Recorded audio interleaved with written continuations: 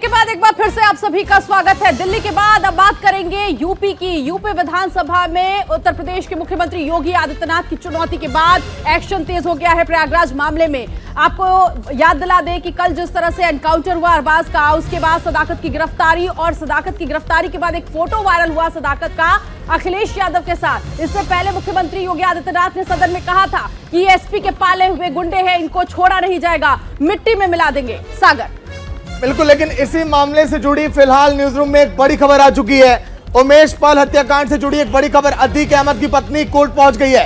इलाहाबाद जिला कोर्ट में याचिका दायर की गई और याचिका में पुलिस पर बड़े आरोप लगाए गए। बड़ी खबर जो आप देख रहे हैं, हत्याकांड से जुड़ी है बड़ी खबर। अतीक अहमद की पत्नी कोर्ट पहुंच गई और याचिका भी दायर की गई इस पूरे मामले को लेकर। और अतीक अहमद की पत्नी काफी परेशान है कि कहीं जेल में बंद अतीक अहमद पर भी कुछ इसी तरह से ना हो जाए। और कल के दिन उन्होंने जिक्र किया था कि योगी जी बचा लीजिए मेरे पति को। चारुल, बिल्कुल, देखिए सबसे अहम चीज है कि जिस तरह ये पूरा मामला आगे बढ़ रहा है, पिछले अगर हम 48 घंटे की बात करें तो 3 बड़े खुलासे हुए हैं। सबसे पहले इस पूरे हत्याकांड में 6 नहीं बल्कि 13 शूटर्स आए थे इस हत्याकांड को अंजाम देने के लिए। उसके बाद एक अहम यानी दूसरी अहम जानकारी जो है वो ये निकलकर सामने आई कि एक मुस्लिम हॉस्टल में इस पूरे घटनाक्रम की साजिश जो है वो रची गई। तीसरी अहम जानकारी ये थी कि इस पूरे मामले का जो मास्टरमाइंड था वो अतीक अहमद जो साबरमती जेल में बंद है, उसे इस पूरे मामले में मास्टरमाइंड बताया गया। अब इस पूरे मामले पर अखिलेश यादव ने क्या कुछ कहा, साथ ही केशव प्रसाद मौर्य ने क्या कहा, वो भी सुनाते हैं आपको। कि जब से भारतीय जनता पार्टी की सरकार आई है, कानून व्यवस्था ध्वस्त हुई है। सुप्रीम कोर्ट, हाई कोर्ट ने समय समय पर सरकार को लताड़ा है और सुप्रीम कोर्ट ने यहाँ तक कहा कि उत्तर प्रदेश में क्या जंगल राज चल रहा है। सरकार ये कहती है कि मिट्टी में मिला देंगे अपराधियों को। जिस तरीके से डायलॉग मारे जाते हैं फिल्मों में, ये सरकार डायलॉग से चल रही है। सरकार डायलॉग से चल रही है। और जिस सरकार का परमानेंट डीजीपी ना हो, एक ही अधिकारी पर इंटेलिजेंस हो, एक ही अधिकारी पर सब कुछ हो, उसके बाद कैसे उम्मीद कर सकते हो कि प्रशासन सही खबर मुख्यमंत्री और सरकार तक पहुंचाएगा। श्री उमेश पाल जी की हत्या के मुख्य साजिशकर्ता के साथ श्री अखिलेश यादव जी की फोटो आपको दिखाई दे रही है।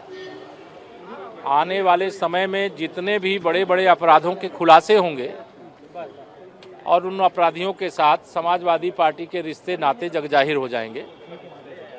इन्होंने सदैव अपराधियों का संरक्षण किया है, अपराधियों को बढ़ावा दिया है, अपराधियों को राजनीति में लाने का काम किया है। चलिए अब आपको बताते हैं कि आखिर इस पूरे मामले में क्या है बिरयानी कनेक्शन। ग्राफिक्स के जरिए आपको बताएंगे, क्योंकि इस मामले में एक के बाद एक खुलासे हो रहे हैं, लगातार नए अपडेट आ रहे हैं। जिस तरह हमने अभी आपको ये भी बताया कि अतीक अहमद की जो पत्नी है वो कोर्ट पहुंच चुकी है। चलिए सबसे पहले आपको बताते हैं कि आखिर हत्याकांड में बिरयानी कनेक्शन क्या है। उमेश पाल शूटर केस में बिरयानी कनेक्शन सामने आ गया है। क्या है ये बिरयानी कनेक्शन, ये हम आपको बताते हैं, क्योंकि ग्राफिक्स के जरिए हमने इसमें कुछ जानकारियां जोड़ी हैं। अतीक के करीबी बिरयानी शॉप संचालक की भूमिका अब संदिग्ध हो गई है, और क्योंकि पुलिस लगातार इस मामले में शिकंजा कस रही है, तो ये एक अहम कनेक्शन है। वारदात में इस्तेमाल क्रेटा कार शॉप संचालक नफीस अहमद की थी। ये जानकारी निकलकर सामने आई है, क्योंकि लगातार इसमें खुलासे हो रहे। नफीस ने कुछ महीने पहले ही एक महिला को ये कार बेच दी थी, और इस कार को देखिए, ये कार भी हम आपको दिखा रहे हैं, क्योंकि इसी से पूरी घटना जो है उसको अंजाम दिया गया। शहर की ही रुखसार नाम की महिला को ये क्रेटा कार जो है बेची गई थी, जिसे इस पूरे घटनाक्रम में इस्तेमाल किया गया, इस हत्याकांड में जिसे इस्तेमाल किया गया है। बिना नंबर की एक क्रेटा कार अतीक के घर के पास से बरामद हुई है। अब आप समझ सकते हैं कि अतीक अहमद को इस मामले में क्यों जोड़ा जा रहा है, और क्यों इस पूरे मामले में देखिए एक जो कनेक्शन निकलकर सामने आया वो ये भी है कि अतीक अहमद इस पूरे मामले का मास्टरमाइंड, जो कि साबरमती जेल में बंद है, और वहीं से वो और उसका भाई अशरफ जो है इस हत्याकांड को अंजाम देने की प्लानिंग कर रहे थे। व्हाट्सएप कॉल के जरिए दोनों की बातचीत का भी खुलासा जो है वो निकलकर सामने आया है। ये हम आपको बता रहे हैं कि आखिर हत्याकांड में बिरयानी कनेक्शन क्या था, कैसे कैसे मामला जो है वो आगे बढ़ा। उसके बाद इंजन और चेसिस नंबर के आधार पर कार मालिक का पता लगाया गया। अब आप समझ सकते हैं कि गाड़ी जैसे अतीक अहमद के घर के पास मिलती है, उसके बाद आखिर जांच आगे कैसे बढ़ी, क्योंकि फिर क्रेटा कार पकड़े जाने के बाद से बिरयानी शॉप संचालक फरार हो गया। अब आप यहां से समझ सकते हैं कि जैसे ही गाड़ी पकड़ी जाती है उसके बाद जो संचालक है वो फरार हो जाता है। एसटीएफ की टीम नफीस के घर और रेस्टोरेंट पर छापेमारी की और उसके बाद छापेमारी का जो ये दौर है वो आगे बढ़ता रहा और उसके बाद जब फिर तस्वीरें निकलकर सामने आने लगी, देखिए ये सदाकत खान है जिसकी तस्वीर सपा प्रमुख अखिलेश यादव के साथ वायरल हो रही है और इसके जैसे ही ये तस्वीर सामने आती है, अब ये तस्वीर वायरल होती है। लेकिन सबसे अहम चीज है कि सदाकत खान की तस्वीर जो अखिलेश यादव के साथ वायरल हो रही है, ऐसे ही एक बीजेपी के पूर्व विधायक है जिनके साथ तस्वीर वायरल हो रही है। नीतू, लेकिन बड़ी बात यह है चारोल की इस तस्वीर के वायरल होने के बाद अखिलेश यादव कह रहे हैं कि सोशल मीडिया का जमाना है, किसी के साथ भी कोई भी फोटो खिंचवा सकता है। दिनेश इस वक्त मेरे सहयोगी जुड़ गए हैं इसी खबर पर आगे की जानकारी के लिए। दिनेश, सबसे पहले तो ये बताइए, क्योंकि अतीक अहमद की पत्नी आज कोर्ट का रुख कर रही हैं, क्या कुछ कहा उन्होंने, क्या याचिका लगाई है कोर्ट के सामने?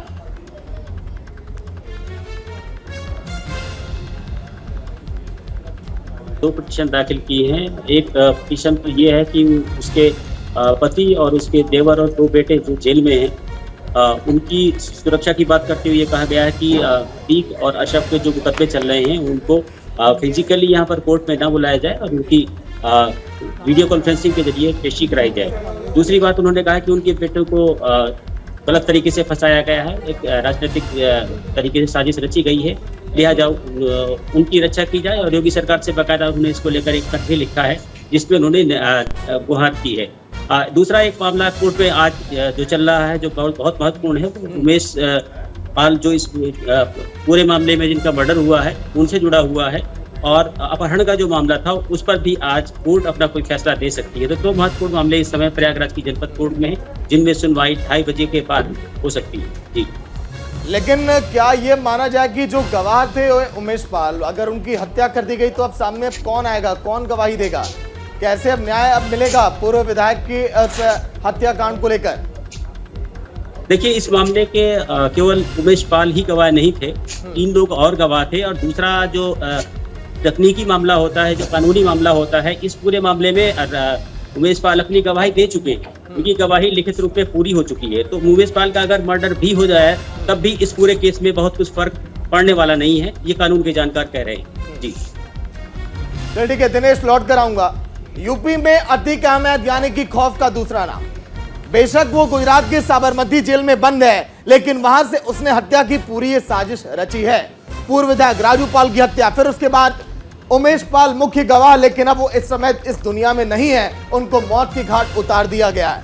उसी हत्याकांड पर लगातार देखिए बड़े बड़े अपडेट जो सामने आ रहे हैं और अब 3 बड़े खुलासे भी हुए हैं। अगर हम बात करें, पहला, प्रयागराज में उमेश की हत्या के लिए 6 नहीं बल्कि 13 शूटर पहुंचे थे, इनमें से 7 बैकअप में इंतजार करने में लगे थे कि अगर उमेश पाल अगर बच गए तो ये 7 जो बैकअप में वो मौत की घाट उतार देंगे। दूसरा देखिए, हत्या की साजिश मुस्लिम हॉस्टल में रची गई थी, ये एक बड़ा खुलासा था कि आखिर ये 13 लोग कैसे पूरी साजिश रचे थे मुस्लिम हॉस्टल में। तीसरा, साजिश में अहम रोल अहमदाबाद के साबरमती जेल, जिसका कि हमने जिक्र किया, बंद अतीक अहमद और उसके भाई ने की। अशरफ फिलहाल बरेली जेल में बंद है। अतीक और अशरफ जेल से ही दोनों व्हाट्सएप कॉल के जरिए अपने गुर्गों से जुड़ते हैं। अशरफ भाई, अतीक इस समय साबरमती जेल में व्हाट्सएप कॉल के जरिए जुड़ना, फिर पूरी रणनीतियां तैयार करना, ये सीसीटीवी के द्वारा जो तस्वीरें सामने आई, यहीं पर हत्या को अंजाम दिया गया और अभी भी लगातार इसमें जांच जारी है। कई बड़े खुलासे हो रहे हैं। चारों बिल्कुल, चलिए इस पूरे मामले में डिप्टी सीएम ब्रजेश पाठक की ओर से क्या कुछ कहा सुनाते हैं आपको, और साथ ही शिवपाल यादव ने क्या कुछ कहा वो भी सुनाते हैं। कानून व्यवस्था पूरी तरह से ध्वस्त है। आज देखिए फिर घटना हो गई अमेठी में, इससे पहले मुरादाबाद में हो गई, अमेठी में आज फिर हो गई और इस तरीके से कई घटना हो गई। और अभी तो बता रहे कि 1 पकड़ा गया, 2 पकड़े गए, तो और भी तो हैं, और का भी तो गिरफ्तार करना चाहिए। इनकी इंटेलिजेंस बिल्कुल फेल है और उसी की वजह से ऐसी घटनाएं हो रही हैं। तो कानून व्यवस्था बिल्कुल, हमारी सरकार प्रतिबद्धता के साथ अपराध और भ्रष्टाचार पर 0 टॉलरेंस की नीति के तहत काम कर रही है। प्रयागराज की घटना में सारे दोषी पकड़े जाएंगे और उन्हें कानून के तहत कड़ी से कड़ी सजा हम देने जा रहे हैं। ये पूरा प्रदेश जानता है और देश जानता है कि समाजवादी पार्टी अपराधियों को पुष्पित पल्लवित करने के लिए लगातार काम करती रही है। मैं अगर दूसरे शब्दों में कहूँ तो अपराधियों की नर्सरी बनकर के पूरे देश में उभरी है। मैं दावे के साथ कह सकता हूं कि आज उत्तर प्रदेश में पूरी तरह से माफिया साफ हो गए हैं। जो भी घटनाएं हैं हमारे लिए चुनौती हैं, हम सभी घटनाओं को गंभीरता के साथ लेते हैं और हमारी सरकार पूरी प्रतिबद्धता के साथ अपराध के जीरो टॉलरेंस की नीति के तहत काम कर रही है। किसी भी अपराधी को हम इसमें नहीं छोड़ेंगे, कितनी भी पहुंच का व्यक्ति हो, हम कड़ी से कड़ी सजा देने जा रहे हैं और हम इसके लिए लगातार पैरवी कर रहे हैं। तो सहयोगी दिनेश इस समय लगातार अपडेट दे रहे हैं। दिनेश, ये जो सरकार अपनी पीठ थपथपा रही है, थपथपा क्यों रही है अपनी पीठ?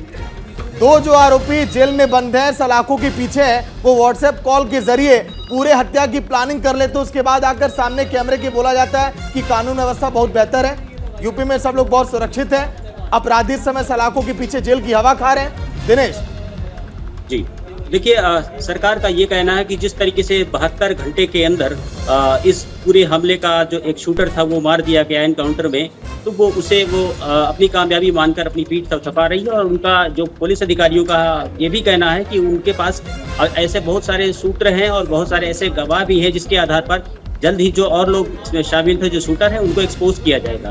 देखिए, इस पूरे मामले की अगर जड़ में आप जाना चाहें तो दो चीज़ें हैं। ये पूरा जो केस है वो जेल के अंदर और जेल के बाहर से ऑपरेट हुआ है। इस पूरे मामले में देखिए, जेल के अंदर जो पुलिस का कहना है कि जो साजिश रची गई वो अतीक अहमद और अशरफ के माध्यम से रची गई, और जेल के जो बाहर है वो इलाहाबाद विश्वविद्यालय का जो मुस्लिम हॉस्टल है जहाँ से सदाकत गिरफ्तार किया गया है, वहाँ से रची गई है। तो बड़ी एक तरीके से देखा जाए तो प्लानिंग थी जिसके तहत इस वारदात को अंजाम दिया गया। और जिस इलाके में इस वारदात को अंजाम दिया गया वो स्टेट हाईवे का सबसे व्यस्तम इलाका है। तो आप देख सकते हैं कि एकदम खौफ नहीं था अपराधियों पर जिस तरीके से इस चीज को अंजाम दिया गया, और यही एक बड़ा मुद्दा। और बिल्कुल दिनेश, जिस तरह से अंजाम दिया गया, हम सबसे पहले ये भी बता दें कि आखिर क्यों एक के बाद एक बड़े एक्शन हुए। फिलहाल बहुत शुक्रिया इस जानकारी के लिए। तो कुल मिलाकर देखिए, पहले अरबाज का एनकाउंटर, उसके बाद सदाकत की गिरफ्तारी, अभी और भी गिरफ्तारियां होनी है, लेकिन जिस तरह से सदाकत की गिरफ्तारी और समाजवादी पार्टी का नाम सामने आना, आपको याद दिला दें, सदन में मुख्यमंत्री योगी आदित्यनाथ ने पहले ही कहा था कि किसी भी अपराधी को उत्तर प्रदेश में नहीं छोड़ा जाएगा। इससे पहले भी कई बार वो कह चुके हैं, या तो अपराधी अपराध छोड़ दे या प्रदेश छोड़ दे। लेकिन इस बार जब सदन में उन्होंने कहा तो ये भी कहा कि इन अपराधियों को मिट्टी में मिला देंगे। सुनिए। एक तरफ अपराधियों को प्रश्रय देंगे, उन्हें गले का हार बनाएंगे, और दूसरी तरफ फिर दोषारोपण भी करेंगे। मैं उन्हीं पे आ रहा हूं, उन्हीं बातों पे चर्चा करने के लिए आ रहा हूं। हमारी पार्टी में आप बताइए किस पार्टी का सदस्य है, क्योंकि बहुजन समाज पार्टी से आपकी दोस्ती है इसलिए बहुजन समाज पार्टी का नाम नहीं ले रहे आप। हम भी उन्हीं बातों पे कह रहे हैं। क्या यह सच नहीं कि जिस अतीक अहमद के खिलाफ पीड़ित परिवारों ने मुकदमा दर्ज कराया, उसके परिवार के खिलाफ, वह समाजवादी पार्टी के द्वारा पोषित माफिया है और उसकी कमर को तोड़ने का काम हमारी सरकार ने किया है। और फिर मैं कहता हूं इसे हम इस माफिया को मिट्टी में मिला देंगे। सरकार किसकी है? सरकार किसकी है? गफलत में हो, ये माफिया है, इनको मिट्टी में मिलाने का काम करेंगे। अपराधी आप लोग आपको कहना चाहिए था। ये तो अध्यक्ष महोदय, ये पेशेवर माफिया और अपराधियों के सरपरस्त हैं, और ये लोग लगातार यही करते रहे हैं। इनके रग रग में अपराध भरा हुआ है। अपराध के अलावा इन्होंने कुछ सीखा ही नहीं है। क्या ये सच नहीं का?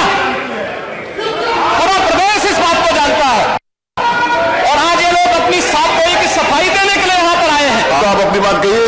जिस माफिया ने कल यह कृत्य किया है वह माफिया उत्तर प्रदेश के बाहर है, और वह माफिया समाजवादी पार्टी के सहयोग से ही बार बार एमएलए और एमपी बना है। क्या सच नहीं कि 1996 में इलाहाबाद वेस्ट से वह माफिया समाजवादी पार्टी की सरकार के सहयोग से, इन पार्टी के सहयोग से एमएलए बना था। और यही नहीं,